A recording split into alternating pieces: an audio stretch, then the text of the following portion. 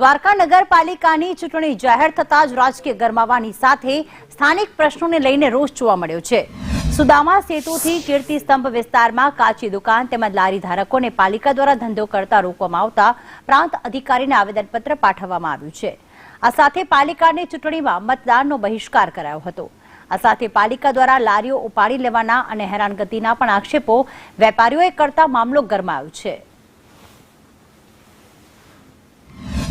100 થી 110 લારી ગલ્લાવાળા 5 અધિકારીને આવેદનપત્ર દેવા આવેલા છે। ગઈ 26/12/2000 રોજ નગરપાલિકા દ્વારા બધા કર્મચારી આવી અમારા લારી ગલ્લાના સામાન ઉઠાવી ગયા હતા અને 1 મહિનાથી અમારો ધંધો અત્યારે હાલમાં બંધ છે। છેલ્લા 10 વર્ષથી અમે અહીંયા બિઝનેસ કરીએ છીએ।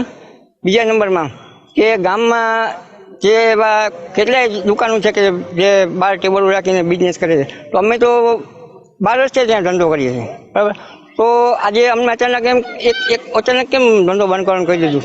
બીજા નંબરમાં આ મીડિયમની માધ્યમ દ્વારા સરકારને અમારે એ જણાવવાનું છે કે અમારો અવાજ સરકાર સુધી પહોંચે।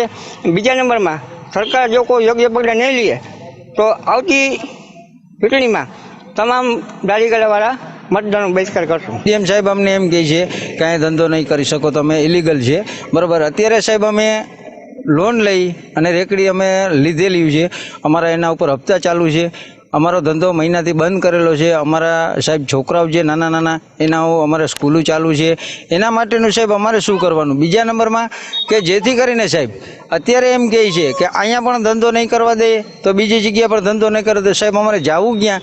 બીજા નંબરમાં કે જે અત્યારે મેન આપણે બજાર કહેવાય, મેન બજારમાં સાહેબ જ્યાં જ્યાં દુકાનો છે ત્યાં બધા ઠેલા રેકડીઓ રાખીને ધંધા કરે છે, એ લોકોને દુકાનવાળાઓને ભાડા પણ આપે છે, તો એ લોકો સાહેબને નડતા નથી, નગરપાલિકાને એ નડતા નથી।